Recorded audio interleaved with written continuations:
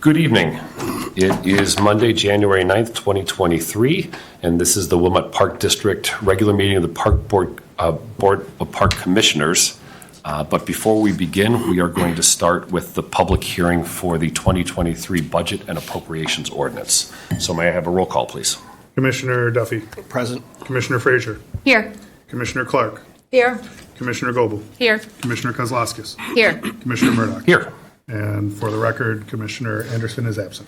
Great. So this is the public hearing, and it is open for comments on the combined annual budget and appropriation of funds for the Wilmette Park District, Cook County, Illinois, for the fiscal year beginning the first day of January 2023 and ending on the 31st day of December 2023. Notice of this public hearing was published at the Park District website and in the Chicago Tribune newspaper. A link to the annual budget and appropriation of funds ordinance has also been published on the Park District website and is available for public inspection at the administrative offices of the Wilmette Park District here at 1200 Wilmette Avenue, Wilmette, Illinois, and it's been on display since December 8th, 2022. All persons desiring to be heard will now have an opportunity to present written or oral testimony with respect to the 2023 proposed budget and appropriations ordinances. First, is there any written or oral communication from any of the commissioners? No.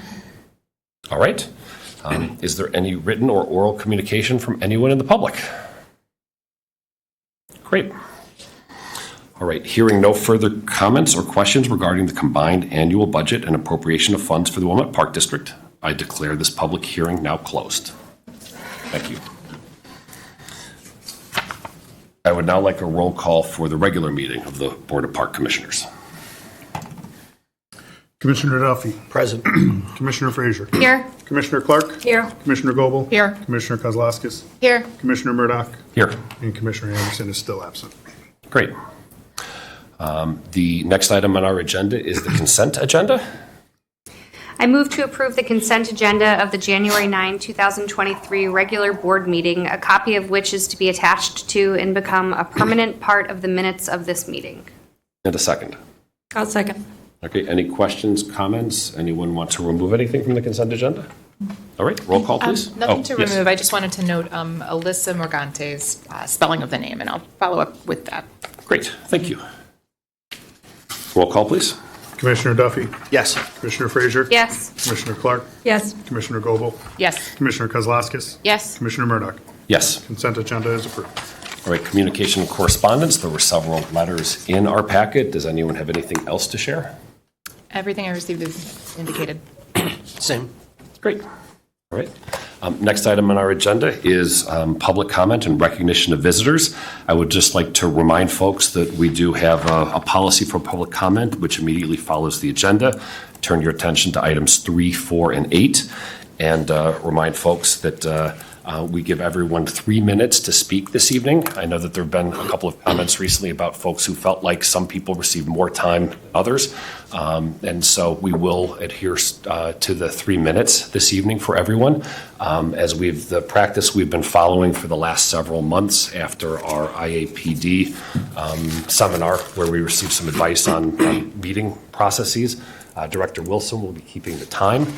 And at the 3-minute point, you'll hear some sort of a sound, and we would ask you to just finish up that sentence and wrap things up at that point. And please also remember that there are other opportunities. We have another meeting later this month and other opportunities to communicate with us via email and whatnot. So with that, could I see a show of hands of who would like to address us this evening? Great. Okay. I will start on this side with the gentleman in the 4th row, if you don't mind coming up. And by the way, if you wouldn't mind stating your name just so that we can accurately reflect it in the minutes and where you live. Thank you, sir. Sure. My name is Peter Babayan. I live at 2105 Greenwood Ave, and I'm here on behalf of Landmarks, Illinois. Landmarks, Illinois has sent a letter back in December, but has not been reflected as being in the meeting minutes or the agendas. Have copies if you wish, a hard copy, if I wish to read it into the record. Dear President Murdoch, in July of this year, our former Director of Advocacy, Lisa DiChiara, wrote to inform you that Landmarks, Illinois had commissioned a preliminary National Register of Historic Places evaluation form for Gilson Park for submittal to the Illinois State Historic Preservation Office, also known as the Illinois SHPO. That form was completed and submitted to the Illinois SHPO on November 3rd. On December 1st, we received a response indicating that it is the opinion of the Illinois SHPO National Register staff that Gilson Park is positive for listing. I have included both the preliminary study and the Illinois SHPO response with this letter for your review and reference. The Illinois SHPO opinion confirms that Gilson Park is likely eligible for listing in the National Register of Historic Places as an important work of engineering and landscape architecture. Therefore, consideration of the park's historic character and defining features as outlined in the preliminary evaluation form is critical to design decisions as you continue the comprehensive planning process. We note that the memorandum dated September 21st, 2022, included in the board packet for the September 27th, 2022 Committee of the Whole meeting, indicated plans to assemble an RFP to seek engineering services to create detailed drawings for the conversion of Middle Drive to a pathway and landscape architecture services to create a landscape plan for the remainder of the park not covered by the recent beach house and parking lot project. We would like to draw your attention particularly to the inclusion of Middle Drive among the character-defining features of the park and caution you to consider alteration plans carefully. To ensure that future plans are formulated with respect for Gilson's beloved and irreplaceable historic character, we strongly encourage staff preparing this and future RFPs to include experience with the treatment of historic landscapes among the required qualifications for consultants and to provide National Register evaluation materials to consultants selected. We also wish to inform you that we intend to proceed with a full nomination to list Gilson Park in the National Register of Historic Places. The full nomination will expand upon the groundwork laid in the preliminary evaluation form, providing additional context to support planning efforts. It is likely that some elements in the full National Register evaluation will vary from the preliminary evaluation form shared with you today, as we will work with Illinois SHPO staff to fine-tune the evaluation. As in our July letter, we ask that you please advise with whom on the Park District staff we can work with to keep you informed of our progress. Sincerely, Kendra Parzan, Advocacy Manager. Thank you. Thank you. Anyone else on this side like to address us?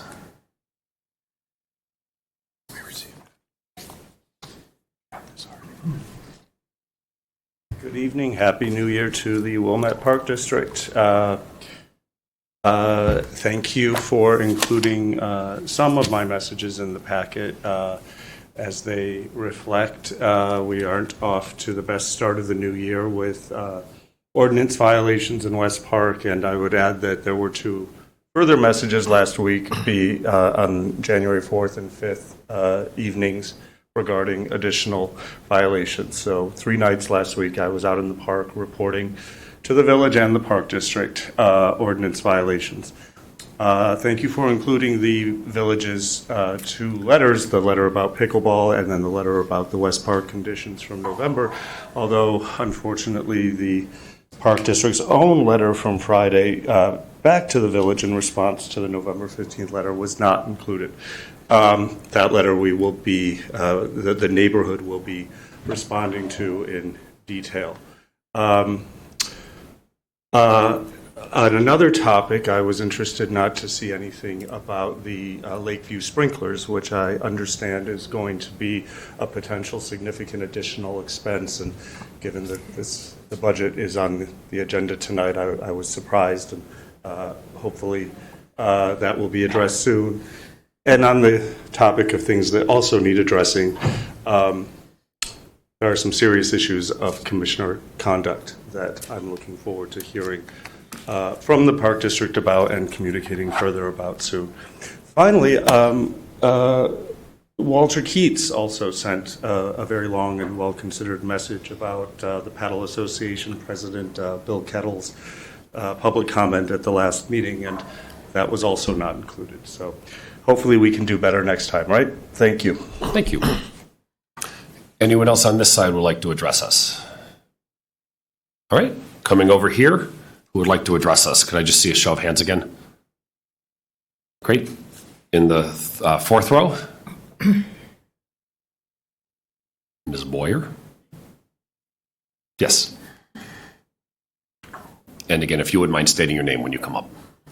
Amy Boyer, 1028 Sheridan Road. Happy New Year to everybody. So I'm going through this memorandum, and I have a question whether This notice was posted Saturday night by 7:45 p.m. I'm not sure that it was. This is the first time I'm seeing it. I'm just saying it's a little short notice to see this and digest this information. Some of these are a little small, so I would hope there would not be a vote on this tonight, maybe just discussion on this. And although these drawings look very interesting, it would be nice to have some time to really look at them, digest them, and some of these numbers are very small in here. It's hard to see what's going on. And as we're now going into spring, there may be no hurry to make a quick decision on something that's very, very expensive. There could be maybe a temporary solution to getting the beach opened, as back in around 1996, when the old pier had to be taken out, a load of fill and an earth mover created a perfect path that was great for 20 years for everybody, which would have to be done anyway to do any of this building. So maybe we could just take a step back, discuss this, talk about a temporary solution, and maybe vote on this at the next meeting after people had really time to look at it. Thank you. Thank you. Anyone else in the same row?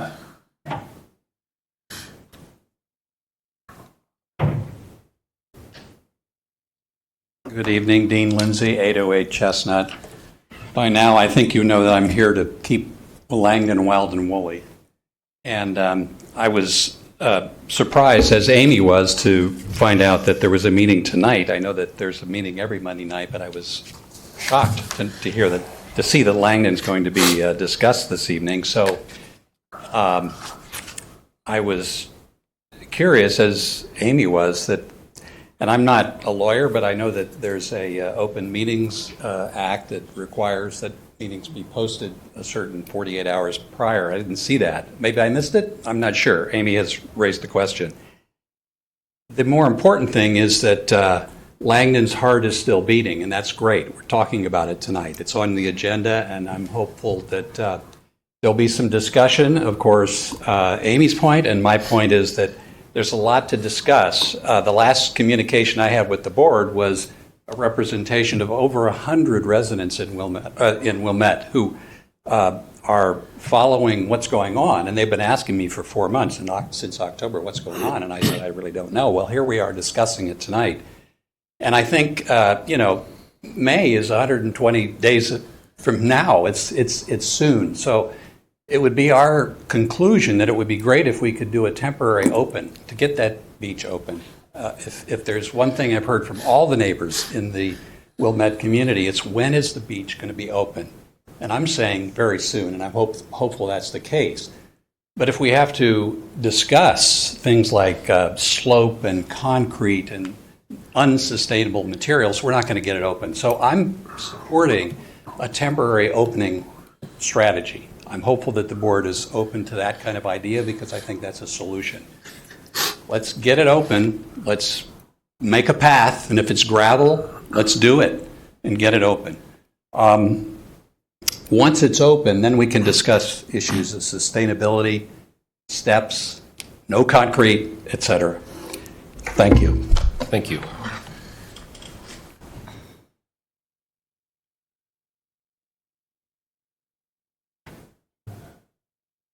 Hello, Alyssa Morganti, 1330 Sheridan Road. I just wanted to say Langdon Beach looks fantastic. There is probably 30 to 40 feet of beach that is completely walkable when the lake is calm. And when the lake is rough, there's still a good 15 feet in front of the rock peninsula that was built by the Coachmans. It's like totally walkable now, so that's very exciting and great, and everybody's back and enjoying it, so that's wonderful. And because of that, it does feel like you could, think about what the right solution is for Langdon. I share the same thoughts as Amy and Dean about not rushing into anything, and it's pretty accessible. I mean, people are going down there quite, they just kind of hop the fence and climb right down and everything. So it does seem like if, come April, that some bulldozers and a little bit of fill and a lot of sand could recreate that same sand path that we have enjoyed for the last, 20 years or whenever it was built a long time ago. So, it's looking great, and it would be wonderful to take down all those fences and give everybody the beach come May 1st and really explore what the right solution is. Thank you. Thank you. Is there anyone else on this side who'd like to address us? Joel? Thank you. Joel Lipstein, 552 Hartman Lane, president and co-president of the Wilmette Pickleball Association. I want to thank you very much, Steve's group, and for the board for staying on top of our desire to have pickleball courts in our village. I know that you guys have done a lot of hard work to take a look at the different parks that we have and provide what your recommendations that'll go to the trustees. I'm very thankful for that. And I represent people who are very thankful for that. There's over 1,000 people who, in the village, who responded favorably to the survey of the past that they had interest in pickleball courts in the city. And I know it's going to take us some time to get them put together and built, no matter where we do that at. And I know that we have 2 different sites that are lined for pickleball currently. And I'm hopeful that we can follow the Glencoe model, which I presented to you back, I think it was in the summer, which shows that you can take a tennis court and turn it into 2 pickleball courts. They're already lined. All we need to do is to purchase nets that are pushed to the side when tennis players want to play tennis and put on the court when pickleball players want to play pickleball. The difference for pickleball players is substantial. Tennis nets are 42 inches high across. Pickleball are 36 high on the sides, 34 in the middle. But the other issue is chasing the ball forever on a tennis court.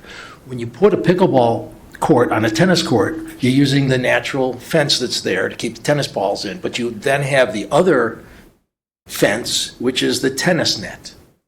That makes it easy to build, and I don't think they've had any problems with having the nets stay where they're supposed to in Glencoe, which are used regularly. If you put the nets there tomorrow, we'll be playing tomorrow. We're just waiting patiently. Thank you. Thank you. Is there anyone else who would like to address us this evening? Great. All right. Thank you very much for your comments. Next item on our agenda is the Executive Director's Report. Steve, it's my understanding that basically covers the topics. We'll just sort of hit it as we go through item by item. Yep. Great. All right. Under unfinished business, the first item up is pickleball. So consideration of pickleball locations. So do we have a summary from you or staff? So I'll walk you through the memo. Great. And then open it up for discussion and questions. So at the October Committee of the Whole meeting, we had a memo from Superintendent Solberg looking at all the locations throughout the park system. At that time, there were criteria also developed, primary and secondary criteria developed by the board on how to evaluate each park site.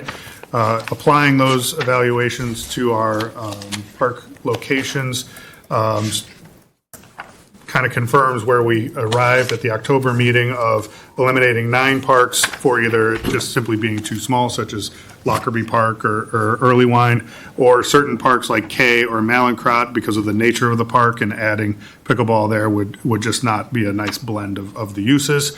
Then looking forward to all the rest of the parks, the criteria that I've outlined for Hibbard, Votman, West Park, Maple, Howard, and community playfields per the memo from October. So while I talk about community playfields being too close to a house at approximately 60 feet, that was from the October memo where there were courts fronting Locust right next to a neighboring house.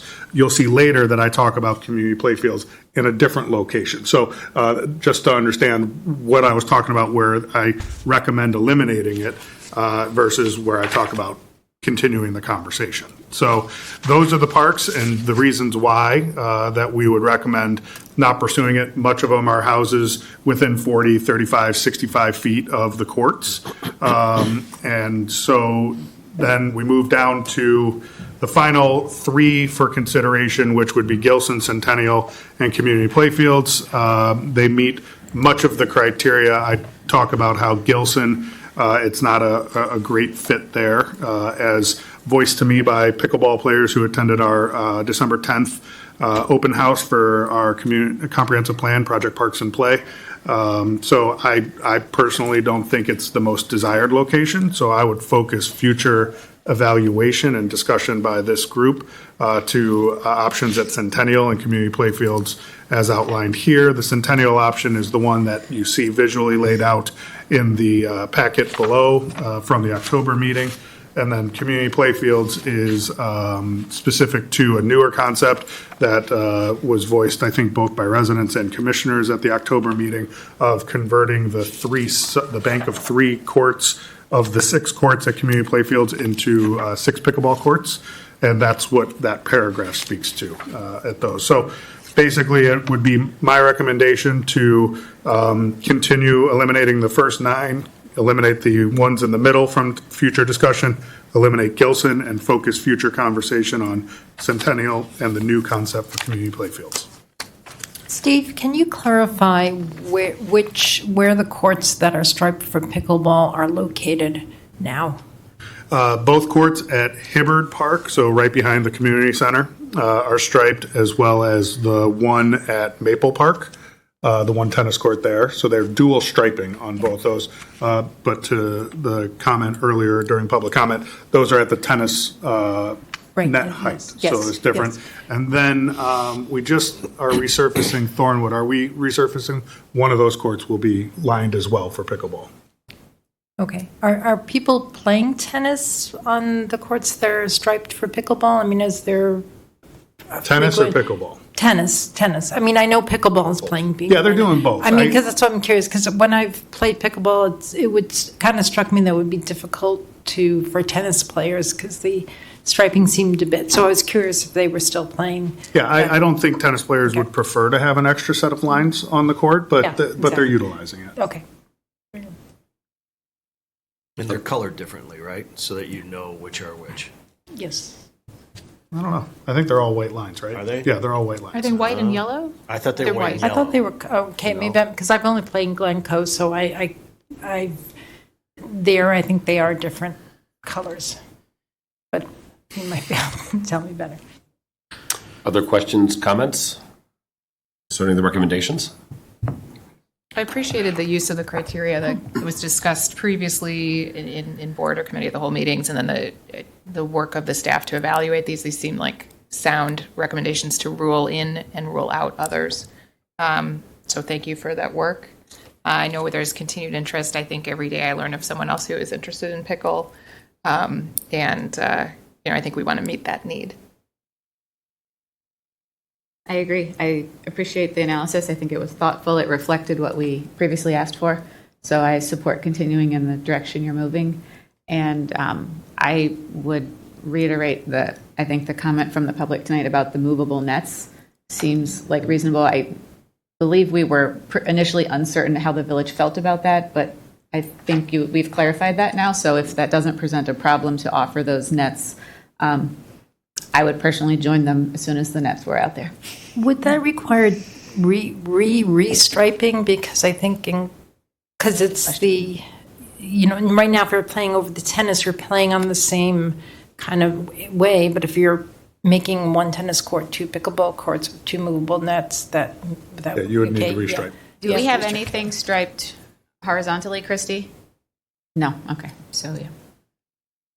Maybe it takes more than a day then, but I would endorse pursuing that option until we can get other things built. And I just kind of want to point out, saying, right now, we have tennis courts in just about in a large number of parks. We don't have pickleball courts other than the temporary striped ones, which are imperfect. So in a sense, we talk a lot about tennis players, but tennis players have several options. Pickleball players don't. So, I guess I'm back to kind of the question of whether it makes sense to take some tennis courts and just make them pickleball courts. They're just, because there's just no option, I mean, other than these two temporary parks, right? There's just not really options for pickleball players. I mean, tennis players have several parks to choose from. So. I'm looking forward to moving ahead with looking at the two that were identified by the staff in particular. I very much trust their recommendations. I love that these are outdoor options. I still would love to be hearing concurrently what's happening indoor as well, as we're in the winter months now, and I do think demand is there for it to begin immediately. So in our next discussion of this, I would like to explore more options on the indoor front. And as far as primary versus secondary, I know there were some concerns on the secondary for these two parks. It seems to me community playfields, I'd like to really dig into that one. It was interesting to have some public comment on those and to hear some neighboring support of that potentially occurring there. I think we're very committed to trying to find a space for it to be a long-term solution for us while not disrupting the tennis program too, which is a priority. So those are my 2 points. I'd really like to hear more about the indoor options to get it started immediately. I agree with everybody. I think we're all trying to figure out a way to get pickleball in the community, and staff is working very hard, and we appreciate you guys, your recommendations. And I know that there is indoor pickleball, but it's organized, right? It's a class that you have to start, drop-in class or something like that on Saturday or Sunday mornings that you have to go indoor and play right now. But I don't think you can play other than during that period. Is that correct? Indoor. There are options both at the tennis facility as well as the rec center, so there are a couple options, but they're very limited nonetheless. So your point is still the same. Yeah. So thank you very much. So I would echo what everyone else has said. I think the idea of some temporary nets at some of our parks is a great idea. We do have to look into the striping, but I'd love to see that done as soon as possible. I also thought, picking up on what Julie had said, that just starting with the criteria, some sort of structure for us to evaluate the different sites was extremely helpful. I guess how I look at it might be a little bit different in the sense that I really saw this list was the criteria for our first effort at dedicated pickle courts. That I could see how, after we've had the experience of operating pickle courts at a location for a period of time, that some of these parks that we've eliminated for a first round, I don't think we've necessarily eliminated them into perpetuity. Which was not what I was trying to say. And I just want to make sure that we clarifying. clarify that as well. For example, with respect to Maple Park, and I don't know if we want to consider it in the first round or not, I noticed that we had identified a location for a single court in the northeast corner. It strikes me as it would be possible to have 2 courts in the northeast corner that might meet those criteria, sufficient distance from homes as well. So as we ask staff to kind of take the next step in this process, I think we're all saying that we want them to take a real good look at the community playfields and at Centennial. Do we want to consider Maple at this point, or do we think those 2 locations are sufficient for where we are now? I just want to pull the board on that quickly. I'm open to keeping Maple on the table. I think you were discussing it being on the basketball courts. Right. We had a drawing for a single court on the basketball court, but then we didn't look at that plus another court next to it. We looked at several different iterations at Maple Park. We didn't look at that iteration, and it seems to me that, I don't know, do you know how far that iteration, that layout would be from homes? Because it seemed to me that we didn't have a 2-court location that was sufficiently distanced from homes. That's why we had eliminated that, I believe. We eliminated that location, the single court, because it just didn't meet the criteria of multiple courts. Right. But at Maple Park, it would be in excess of 100 feet. So the existing tennis courts would be 110 feet away from homes. Mm-hmm. Okay. Yeah, we initially asked for 4, I believe, a minimum of 4 courts together, and so I understood that's why he eliminated. I would certainly support continuing to look for another 1 or 2 court option. I think, as we mentioned, we could put 2 temporary courts, striping the existing tennis crosswise to the court. tennis court and put Sure. the nets up there, and we could maybe gauge how the community is working with that solution, and if staff can find room to put another dedicated one or two, shared or not, maybe that's not the official pickle site, but certainly we seem to have proven enough demand that we might appreciate more than one option for courts in another area of town. So I wouldn't want to pursue that at the expense of slowing down moving playfields or Centennial or whatever the primary site would be, but to the extent that you can, I wouldn't eliminate it yet. I agree guess. with everything you said, absolutely.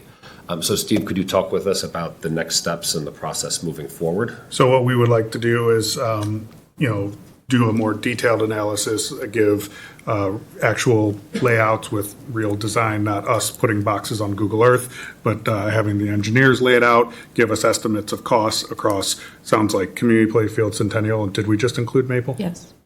Yeah, I think so. Okay, We're keeping across it in those three keeping it locations. in the mix. Okay. And when you bring that back to us, whatever meeting that will be, I think I saw a note that it might be the committee of the whole meeting. It might take a little bit longer It might to do take a that. little bit longer now that But we have a third site, yeah. Whatever meeting that is, if we could notify folks immediately in the immediate vicinity of those three parks so they're aware that we're discussing this at that meeting, I would appreciate it. If it's going to take longer for the third site, could we stage these? I think that's a great idea. How do you guys I'd like feel us about to that? just Yeah. work with the first two initially and try to get that back at the committee of the whole meeting. I agree with that. I'd like to keep this moving forward. Plus the indoor question. And And the indoor expedite question. that one. I know there have been some questions circulated around, could we work with other indoor Schools. spaces, partner with school districts? During my travels over the holidays, I've observed private locations as well are sometimes amenable to sharing their gyms. So to the extent that any of those are options to us, let's explore those. Got it. You have the direction you need from us? I do. Great. All right, any further comments? The next item on our agenda is consideration of the Langdon revetment and access options, and I understand we have a guest here who's not making a presentation. There's no He's formal available presentation, to but answer Mark questions. Wagstaff, who is Good to from see you, Mark. Smith Group, is here to help answer any questions that I'm probably not best suited to be the one answering. So you have the memo that basically, where it was left in October was staff to make a recommendation on surfacing of the path, if we were to do a path, and in conversations with Mark at Smith Group, his comment was anything in excess of a grade of 5% would not be a recommendation to use some sort of loose material in there, such as a stone, and would recommend some sort of hard surface. So that is staff's recommendation. I also put in here, just even though it wasn't specifically asked for, in efforts, again, to try and slim the conversation and move it forward. Thoughts about B2, B4, and B6, or B5, the items that you see in the packet that were also in the packet in October that Mark made presentations on. They're no different. They're the exact same things.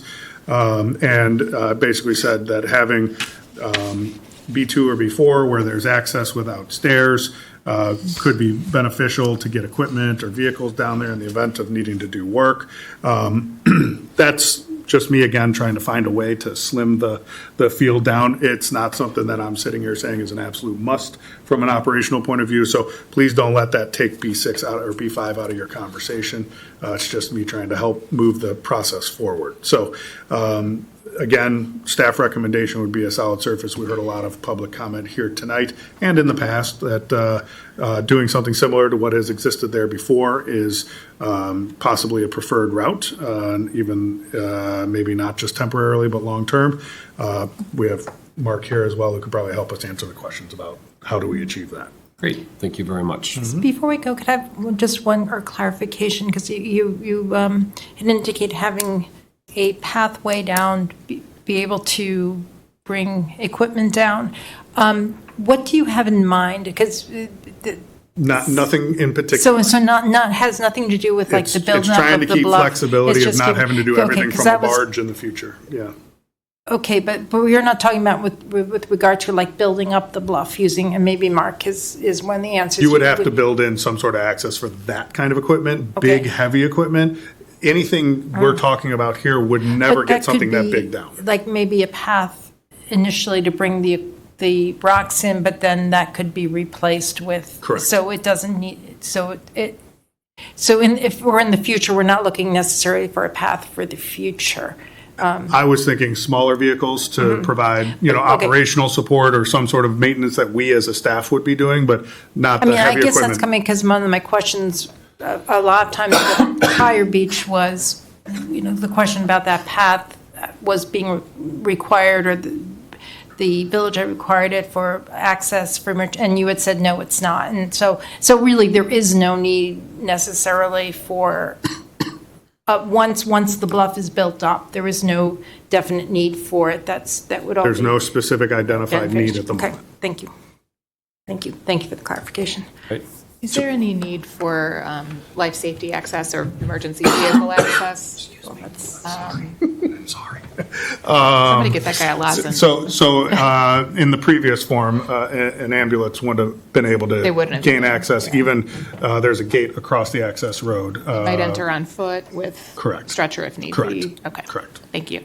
But this goes beyond just an emergency vehicle. This is, the gator getting down there to. That was the kind of equipment I was talking about. Right, yeah. right. And then what about the beachcombing that happens at Gilson? Would they then, once we provide access, which I don't know, is that the right word, beachcomber, but he would then drive it down the beach, or would he, would we even provide that there? That we wouldn't likely be able to provide when the water levels are higher. That would be exactly how we would have accessed either our groomer down to Langdon, or even the grading equipment at the beginning of the season. If they could get down there, they would. But if the water level is too high and they can't. No, well, the assumption is that, we're getting back to, some semblance of what we all remember. And was that service ever provided in the past? It was. And the way that it was accessed in the past was driving down the water's edge. Driving down the water's edge. Yep. So that path isn't necessary for that function then. It's only really gator, maybe emergency vehicle. Correct. Yeah. So like I said, it's not something I'm standing here. I was just trying to be helpful. Go ahead, Patrick. My other question, I just want to clarify what I believe you said as you were presenting all this. None of these drawings are new. This is all just taken straight out of the last meeting. Yeah. So nothing's new. Nope. Right. That's what I mean, Yeah. it was brought up that, short notice and, I can't read this, but it's not new. It's all the same information that we've had since October. Correct. Okay, thank you. Kara, I'm sorry, Ally? The renderings of the steps, I think it's important to clarify on B4, make it appear such that it's a long, it's not the rise, it's the depth of the step, which after our discussion last time, my understanding is that would not be the case. These would be more of a traditional step down to the beach. Is that correct? That's what I understood. Now I'm going to need Mark to come on up.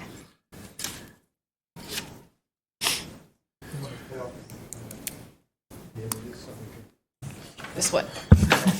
Can you just pull Great. that cord for me? Thank you. Hang on. Enough?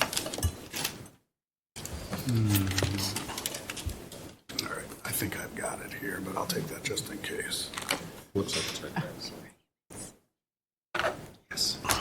And I'm referring to the B4 concept specifically. So Karen, I don't know if you're picking up on this in the control room.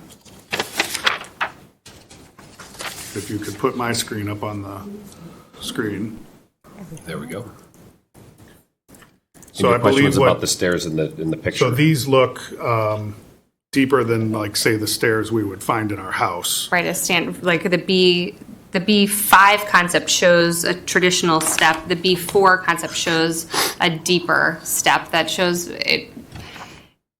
So the images are just to give a sense of what could be.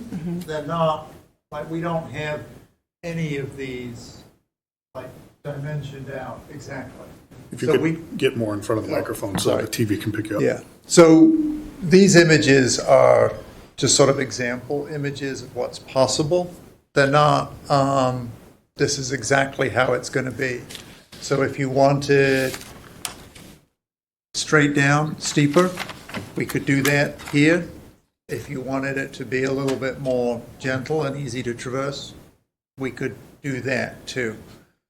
And my point in asking that is, I think from the very start in this, we have Elmwood Dunes to directly compare it to, right? And so we're trying to imagine what the space was, which was wild and woolly, natural, a natural path down, and I am trying to envision what that next step of Langdon will be. And if that next step of Langdon is similar in feel to an Elmwood Dunes, which has a gradual staircase down, and right. It's not and gradual. yes, and I'm hearing fellow commissioners say that's not possible, and that's why I think it's important to draw light to that, to say, if that is not possible, that very much changes the conversation and how my decision on this process looks and feels. Because if I can't have a natural gradual staircase down, I probably don't want a staircase at all. And that changes my decision to move to a path only. So what does the staircase look like at Langdon Beach? So it doesn't look like Elmwood, because Elmwood has, it's such a deeper property, whereas we're right at the edge. So if you wanted to, get rid of the park and start your gentle path from Sheridan Road, then you could have, something like that. But that's not what we have. We have a complete park, and then we have a pretty steep edge that goes right down to the lake. So it's really not comparable. So given what we do have, then if we want to have sort of steps, we can have it could be one of this sort of kind of arrangement. Mm-hmm. And so that again informs me in my next step in this. If I'm looking at only a path, what I'm reading from you is we would be in the same situation in no time where a path is washed away if we're not using a more substantial material because of the 12% grade, which hearing that Michigan down Lake Ave, across Michigan down to Gilson is 10%. I walk that almost every day. That's a startling decline. And I used to go to Langdon often too. But again, if we're constantly going back to this could wash away, it keeps leading me towards it being a more permanent solution there. And I'm opening, of course, to hearing fellow commissioners' thoughts on this, but if we keep doing the same thing and it's not working, why do we keep doing the same thing?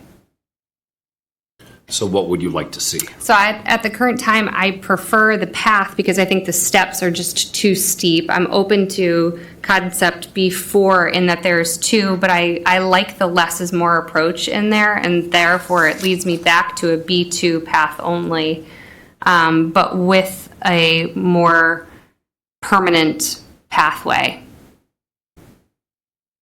Okay. Cecilia? Okay, I guess partly clarification, the 10% grade is the bike path part in there. Okay, because I don't find that steep at all. Thank you for clarifying that. 'cause That was unclear okay, I apologize. I was thinking the Lake Ave. Okay. Down.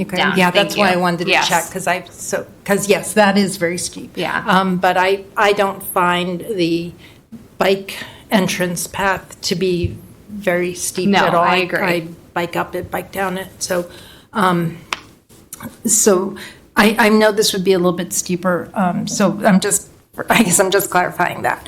In terms of the concepts, I've always been somewhat uncomfortable with the concepts that have the path being at the far north or like the far south, just because it's so close to other property. I do kind of like the B5 that it really is more the middle of the beach. I do not want stairs that are similar to Elmwood Dune stairs. I have walked there in winter, and they are impassable at winter time. So, I mean, if they have to be steeper, I think there's no option but to do metal or stairs that are open at the back, because you just can't have the buildup of snow and ice that the way we do it at Elmwood Dunes. So I do still like concept B5. It's just a question of the stairs, and if there's any option of doing more shallower stairs, I'm more gentle on that. I think that I would find that very interesting. But if the stairs have to be a little narrower and again, I don't know the phrases either. I know the rise is the height, but I don't know that depth. I would, there have been a lot of talk about doing stone. I see there's no way to do stone. It'd have to be, to my sense, have to be the metal for safety reasons. Good. Very, thank you for your comments, both of you. Very thoughtful about how we might approach it. I tend to agree that a path that lands at the middle or more toward the middle than toward the south side is interesting. I do still find that one of the prevailing concepts that governed this from the beginning was, can we reopen? And I think we're hearing not only our own desire for this to be open again, but community interest in it resuming as an accessible park, despite everyone who scales the fence at this time. And so I'm glad that we're resuming this exploration. I tend to find that I'm most interested in B4 because it has both a stair and a path. I recognize, too, that as the path goes further toward the south, it does, move along the edge of the Park District property, and yet I'm sure it needs to in order to not be a plunge. So for that reason, I find that I prefer B4 as the leading concept at this time. Thanks. I echo a lot of the things Cecilia was sharing about why coming out in the center, and Julia shared the same. In short, Mike, I agree with what Julia said is where I'm landing at the moment. Just to add a perspective of accessibility, I do have significant knee challenges with my knee giving out, and as I thought through this weekend looking at these options again, I also like the idea of B4 under the assumption that staff and safety reasons would benefit having a surfaced path, and also for strollers or carts or beach-going things that might need to wheel down. I appreciate the path, but I don't love where it lands with the spectrum of the beach to the north. And so splitting the difference, but also from an accessibility perspective, some people with knees that give out might prefer to go down a stair but up a ramp. With the grade being in the 12s, I would almost rather hold on to a railing and step one at a time down a stairwell, because going down significant grades can be hard on joints and sometimes. And so I like the idea of having options. I do recall from our previous meeting we discussed, could we build a ramp and add the stairs later? And I remember a hard no from Smith Group in terms of re-engineering that revetment in the structure. So we came to the conclusion that we would need to make the stairwell decision at the time. It would be advantageous to do so, I guess. Nothing's impossible. So recalling that, I would be inclined to lean towards keeping both options. And if there's an opportunity, reflected in B4. And if there's an opportunity to narrow the stairwell in light of the fact that there's already a ramp, maybe the stairwell just needs, two pedestrians can pass side by side. Maybe it doesn't need to be a full width equal to a sidewalk, to just, again, provide a second accessible type option, but not necessarily consume as much of the landscaping. Great. Thank you. So I'm in agreement. I like the idea of having the stairs there, so I'm a B4 fan. The reason that I am falling this way is along the lines of what Cecilia and Julia and now Kara have said. If you're going to the beach, do you want to walk in at one end in order to get to the other end? Wouldn't it be more convenient to have a more central access? And I know we can't be in the center just because of where the path lines up. So giving the option to have the opportunity to cut across the top of the revetment and get more towards the center of the beach is preferable for me.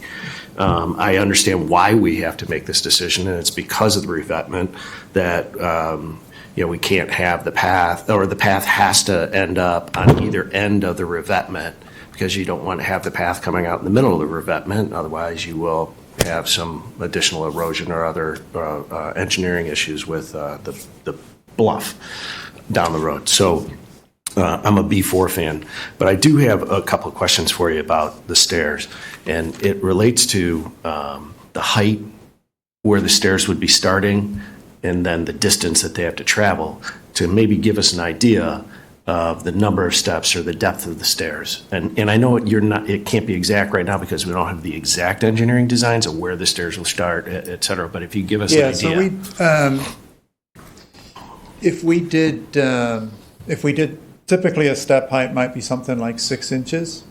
So we have 6 inches high. 6 inches high. Right. And so we have about 25 vertical feet to go down. So that would be 50 steps. I'm sorry to interrupt, just to clarify, it's 25 vertical feet from where you showed the stair beginning, not from the top of the bluff, is that correct? No, that's what I was gonna, so from, in the option that's shown in B4, that is probably closer to 20 feet vertically. And so we're probably looking at something like 40 steps or thereabouts. And what's the distance you have to travel to get past the revetment for that 20-foot drop? So the 20-foot drop would start at the midpoint, like where that sort of platform is, where the little hand on the screen is. And so then it would go down. There would be a level, flat area to go across the revetment, and then there would be the rest of the steps on the beach side. So are we talking about that flat area so the top of the revetment is approximately 20 feet above? No, the top of the revetment is about 5 or 6 feet above the top of the beach. So we've got about 5 feet, so we're talking about 10 steps down. 10 steps past the rocks. Right, and down. and then the distance from the top of the rock where that first step would start to the point where it's at the beach, what's that distance? Not height, but distance. Yeah, so the tread, which is the width, might be something like about 14 inches, something like that. So for every step, it's a foot and a bit. So if we have 10 steps, it would be 12 feet or something like that. Okay. So, I mean, it's wider than your typical step, right? So the height is 6 inches, but the width, like if I'm walking up the stairs of my house, what's that tread depth as an example? I think 12? Residential code is 11. 12? Right. So it's a little bit wider than your step. We probably would do it a little bit wider. Yeah. Where's the list? We need her. Right. Everybody looks at a list. I don't do I'm just interiors. So, as we're trying to conceptualize things, right? I'm trying to associate known examples so that we can visualize what we're going to be looking at. We're not looking at a 2-foot long step or a 3-foot long step that is 6 inches. It is approximately a 12 to 14 inch step, which is a little bit wider than the stairs at your house. Yeah, it would be something similar, not to the one that's shown here. It would be much more similar to the kind of dimensions and proportions that you're seeing here. And so the front of the revetment also has a slope on it at about 2-to-1 slope. So the stairs would be just sort of on top of that. It couldn't go any steeper. It would have to be it would be that sort of dimension. But the height that we're traveling at that angle is only going to be about 10 feet. The height that we're traversing at this angle. The height would be less than 10 feet. So the height would be 5 feet, you said. Yeah. Right. I'm sorry. And so there could be a more gradual leading into that, and then a more steeper for that last 5 feet, potentially. Potentially. Okay. It depends on how direct you want the way that we have it shown in this the one that's on the screen now, the B5. If you wanted to go straight down, that's going to be the steepest Right. Well, I think the desire that Commissioner Frazier had pointed out was the less steep, the more desirable. So the wider the step, and then the 6-inch drop, right? So it's a more gradual step down. Now, from the top of the revetment to the beach, we understand that's going to be a specific height and depth and tread, 14-ish inches. But before you get that to the top of the revetment, it could potentially be engineered to be a more gradual. It could be, but it probably wouldn't take the direct route that's shown on the plan. It would, I mean, we have some other options where it's a little bit more circuitous. So it could be a shallower, I mean, the same kind of with the path. If you want a short path, it's going to be steep. If you are willing to take a longer path, it can be flatter. The same is the same with the stairs. Right. But a total of 40 steps, is that what I heard? So that's basically three flights of stairs. I don't know, just it's good for you. I love exercise. That's 3 flights of stairs. I don't know. So that's a lot.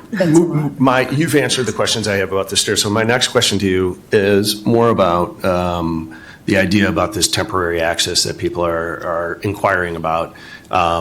Could you explain to us the process that you're going to go through from approximately start to finish? I mean, what's the first thing you're going to do? You know, how are the armor stones getting to the beach? Are they coming barged in, or are they going to be trucked down the hill? And if they're being trucked down the hill, then you're going to create a path.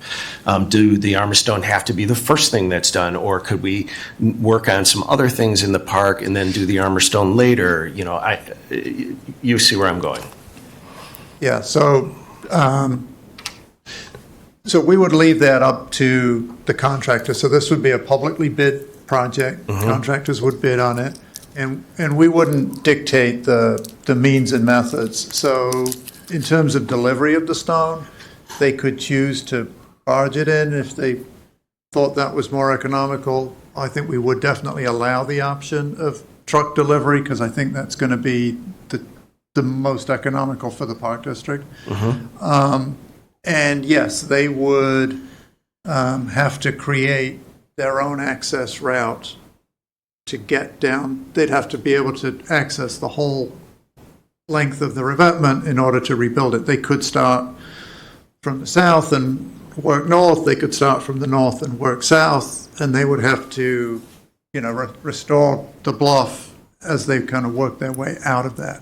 We wouldn't dictate how they do that, but they would have to create some kind of temporary access. And while they're doing that, the public's not going to be able to access the beach because they're going to be trucking rocks up and down and moving those around with a crane down there. And it would be, the construction area would be fenced off, and the public would not. That would not be safe.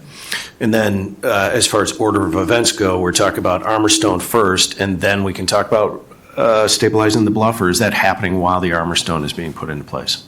No, they would more than likely, I think, do the armor stone first, and then you kind of work your way up the slope. So you do the lowest part first, get that in and established, and then they would regrade the slope. All right, and then obviously the landscaping comes last. Yep. Right, and possibly the stair and the path gets finished off at that point as well.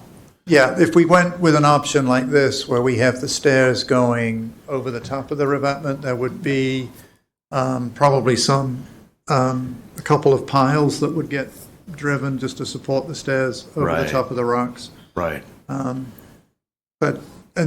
They would probably do those and then build the revetment around them. Right, that makes sense. I'm sorry.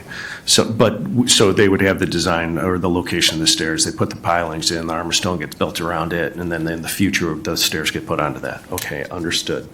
Thank you for clarifying that. I think it gives us all a better picture of what is going to be happening there once we start the process moving forward. If I can ask the next question, which is next steps and when is the soonest the process could get moved forward. I understand that, we've got to get final engineering plans, we've got to get it out to bid. So if you could speak to that for us, please, I'd love to, so that everybody can understand. So I asked that question to Mark last week, and if we, said, move forward with concept X tonight. And, they would go back, they'd start the more detailed drawings, they'd reinitiate with the permitting process, and the soonest that construction could conceivably begin, and help me if I'm getting this wrong, is May or June at the earliest, which puts you right in the middle of the season that everyone's hoping to have available. So in our opinion, it wouldn't start until after the Labor Day, holiday, to allow for a swim season. You wouldn't start construction until My mid-September. question then, Steve, though, is how would people be getting down to the beach if you're not starting? Yeah, that's the next conversation that Mark and I had, where it showed very much how I'm not an engineer. And, my initial concept was received with, yeah, that's not safe and you can't do that. So we would have to really have much more conversation to understand how we could provide temporary access. And if we can't, then yes, we would start construction in May or June. Why waste the time? I guess my other question to Mark as well is that I think a lot of some of the comments that we've gotten from the public are, since we may be creating this road to place the Armstrong, to truck the Armstrong in, couldn't that be the access to the beach? So I think the that's- person who would do that would be the contractor who's placing the stone. And so they would be bringing in, very heavy equipment and a lot of dump trucks with stone. So they're going to be able to traverse, they're going to do that in a way that is convenient for their construction, and it's probably going to be very steep. And then they would just set that up so that works for them. And they could probably use kind of a riprap material that would be stable, and then they would just drive their trucks over that. That would be something very different than what a person is going to walk down. And that would be part of the permitted project to do that. And one of the difficulties with doing a temporary path is that there's a literal line in the sand that's the Corps of Engineers high water mark. If we put a grain of sand on the lake side of that line, then we need a permit. Now, we have a permit for the revetment project, but we don't have a permit to just put a bunch of sand in the vicinity of the bluff.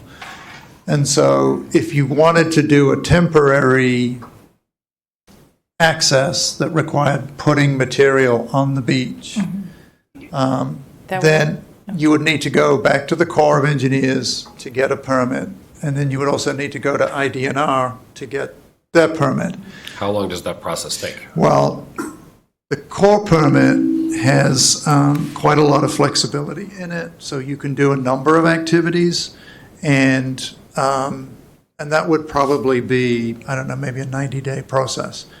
IDNR only has two options. You can get a revetment permit, or you have to go for then a individual permit, and that individual permit could take anything up to 6 months, 9 months.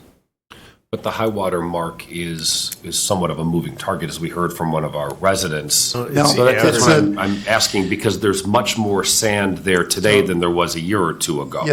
So there's two parts to that question. So it is a moving target. The Corps of Engineers has kind of established what elevation that line is, and then they do visual checks to see that they agree with that, because it does vary from location to location. It's not a one set elevation for the whole of Illinois.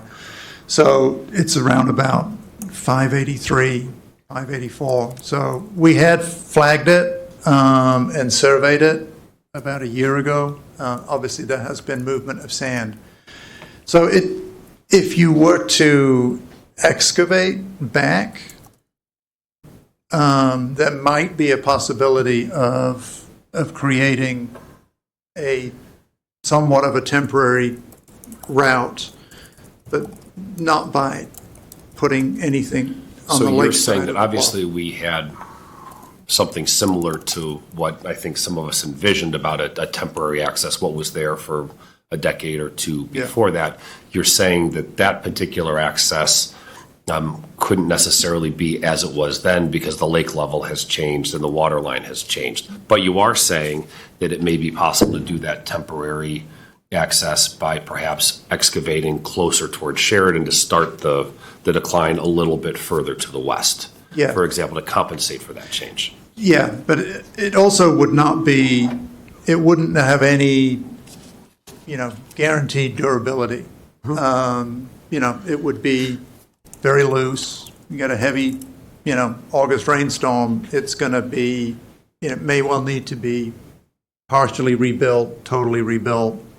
It wouldn't have any kind of Stability. life to it, the temporary access. It may get you through the summer. So maybe something that I think maybe I'm just fully realizing here is part of the problem that the slope of the bluff has changed because of erosion. So it isn't as gradual as it once was. So No, it's very, doing it very the way steep. we once did it is a very different paradigm than it once was. Yeah, so you have there's probably 12 or 15 feet that you need to go down. And if you do it with a sand material, that's going to, in order to just stay in one place, it's going to slope out towards the beach. And that's going to take you out beyond where that ordinary high water mark is.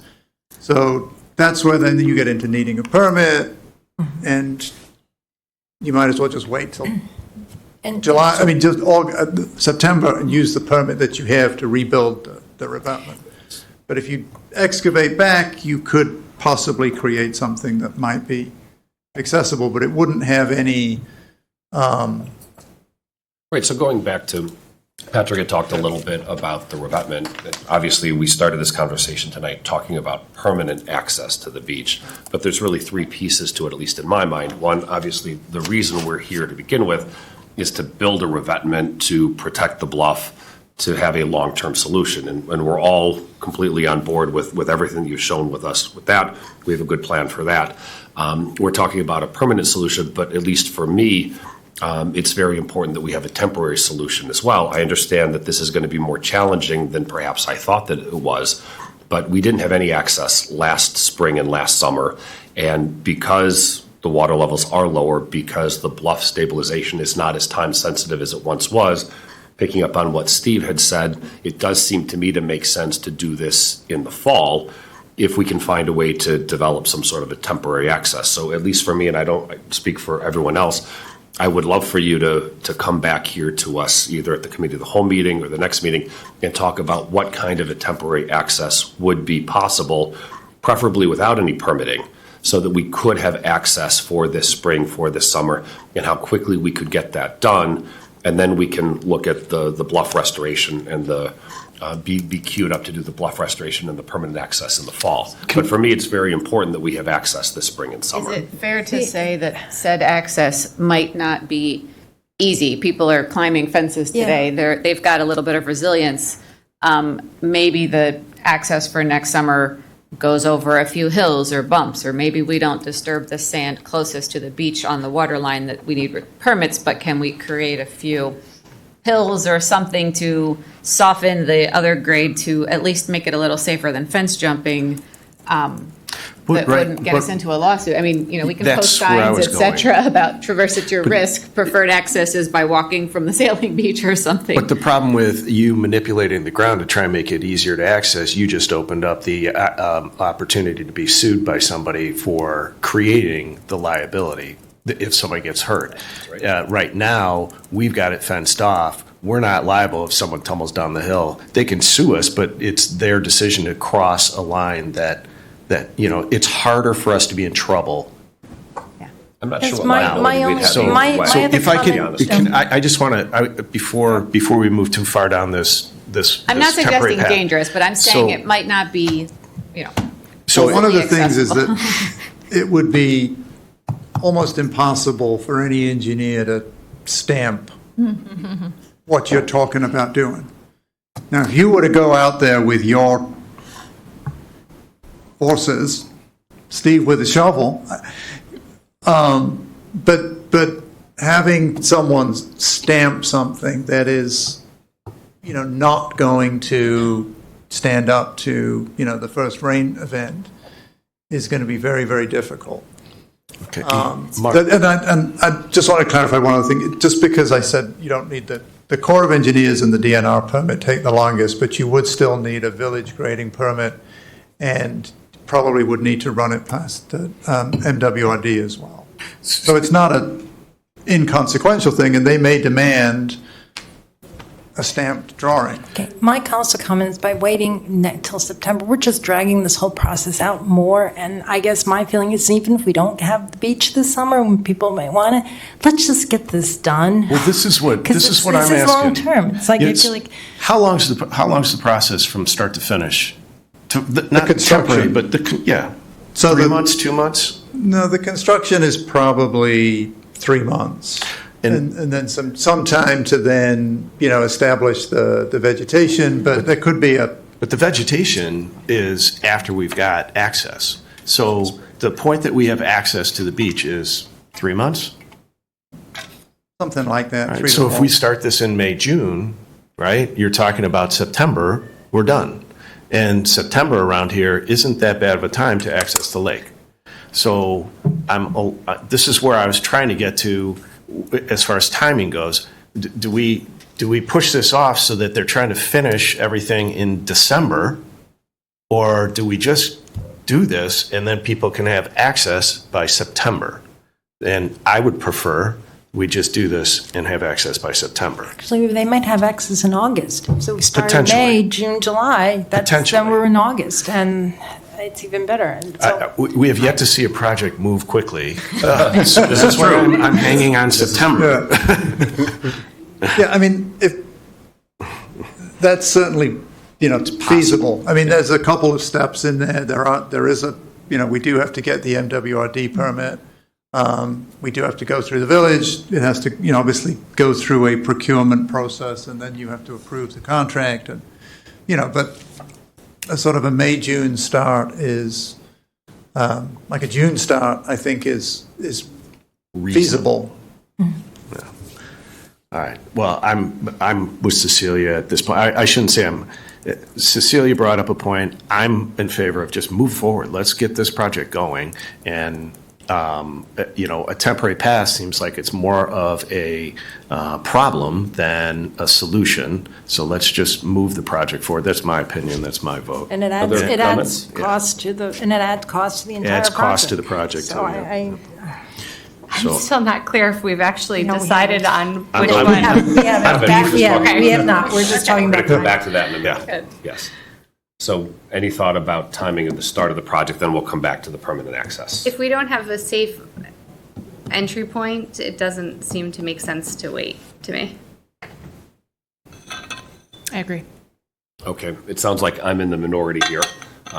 So let's. Well, Mike, please tell us what your solution would be then, because it doesn't, if we can't provide safe entry, then how would we open?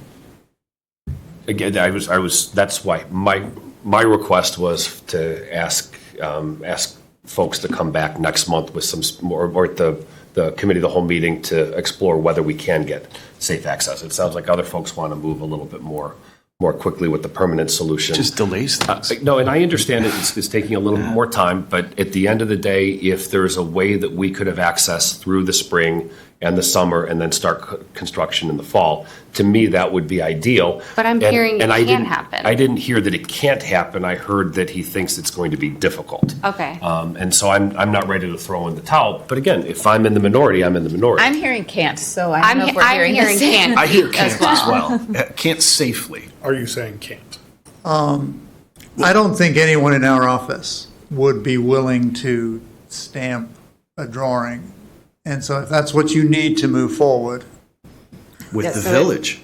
With the village, The with- engineers won't say, but it comes down to Steve and the shovel option.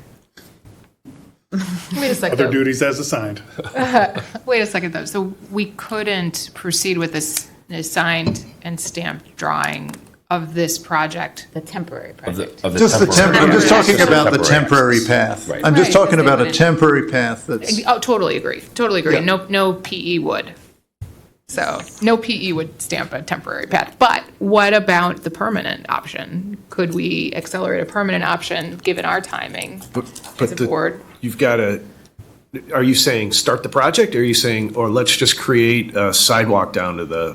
No, No, you're talking about the permanent project. I am. Yeah, Right, yeah, right, let's which just is, move I the think, what project I'm hearing from a Yeah, I number think of we're us. moving toward the idea Yeah. of let's find a safe Instead of just path, trying, and that seems to be instead the of pushing off permanent the path. permanent until next Yeah. September, let's just start it. Let's Yep. start it. All right, so then we need Now to we're talk back to about the the stairs. access. We're back to access. B4.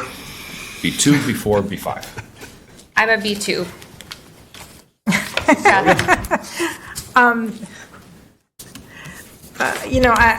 Geez. Thanks.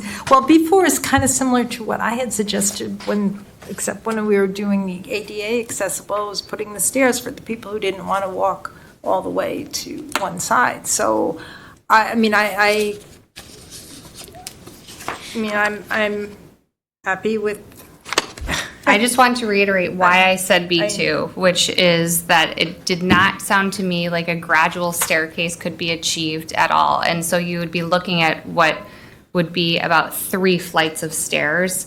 And I understand mobility issues, a pathway could be challenging. 3 flights of stairs is a cumbersome number, and that is why I chose B2. Well, I guess I'm going with, as I said, the same concern is that people, for safety reasons, people may not follow the path all the way. They're going to start cutting down the rocks to get to the center part of the beach that they don't want to do. So you want to have a more direct option Yeah, in so I addition. want the more direct option, which is, Okay. so I guess I'm B4, path and stairs. Right, Julia? B4. Yeah, I still land on B4. I do like to explore, like, as I said, keeping them narrower. Ally, hearing 3 flights of stairs also sounds a lot to me. I guess I'm not fully convinced, or I can't picture that. It feels more like there are some wider steps, like in that picture initially, as Patrick was trying to get to, or maybe there's a 10 steps and a landing, 10 steps landing, and then at the end, those last 10 to get to the beach, which I would prefer shorter and steeper at that point, because we don't want to stick out any more risky to the water as it is. I like having 2 points. It also gives us a little hedging with water rising in the future.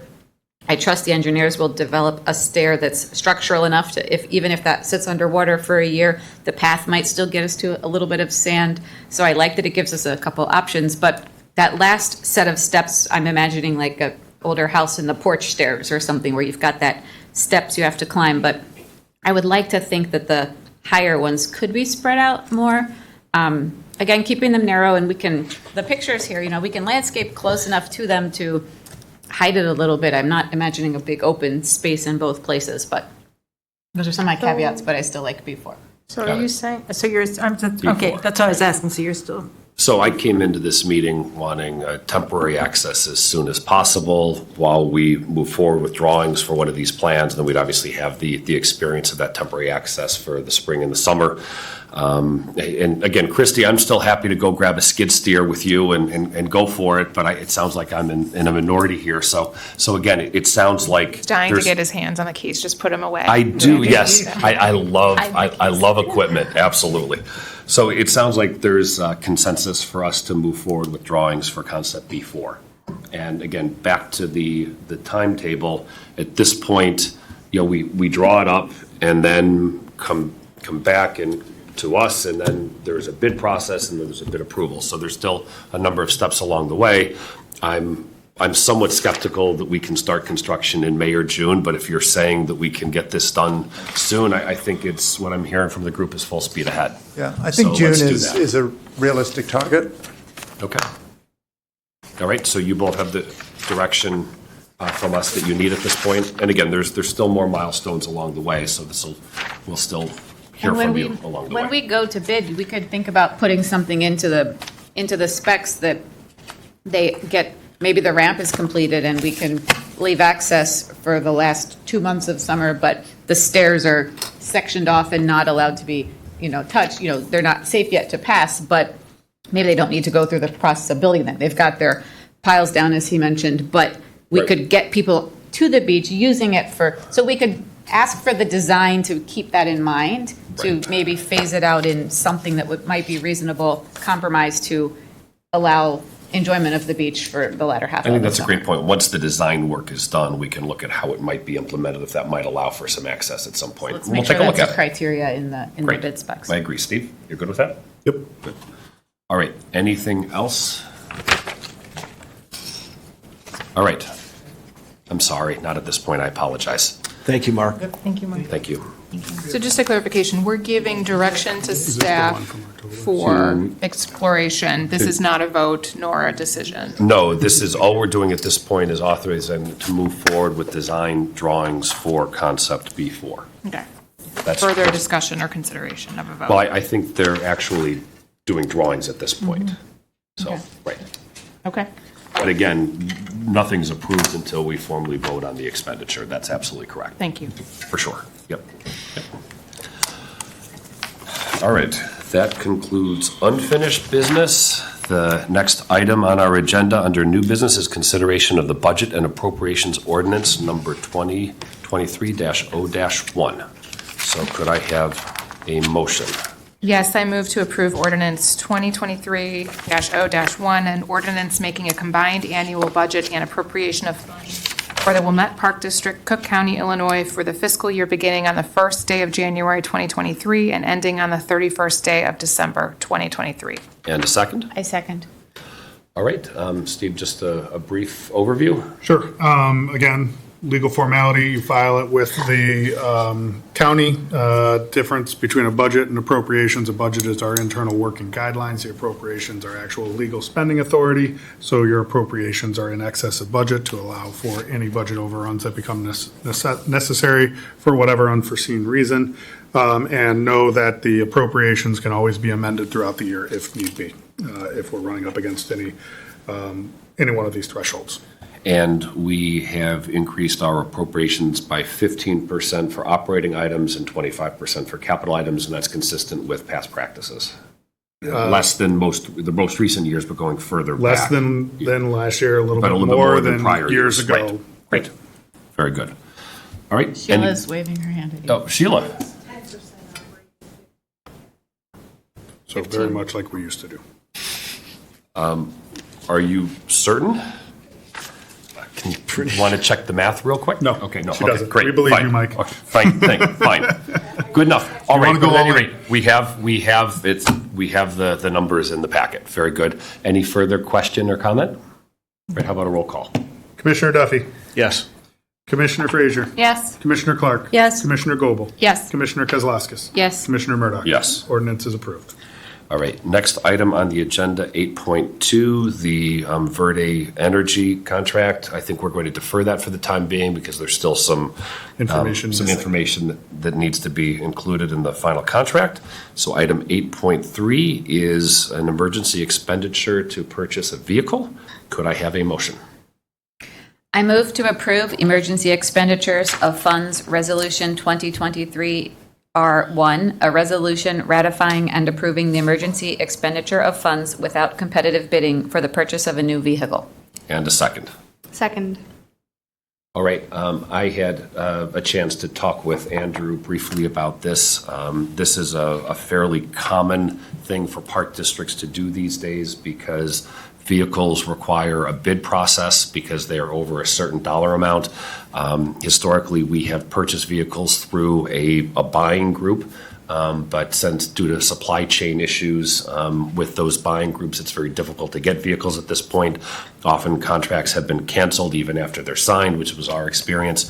Steve, correct me if I'm wrong, but it's my understanding that this vehicle would be purchased for $2,000 less than what our current contract would be if it actually comes to fruition, and we don't know if or when that will be. Is that correct? Correct. Good.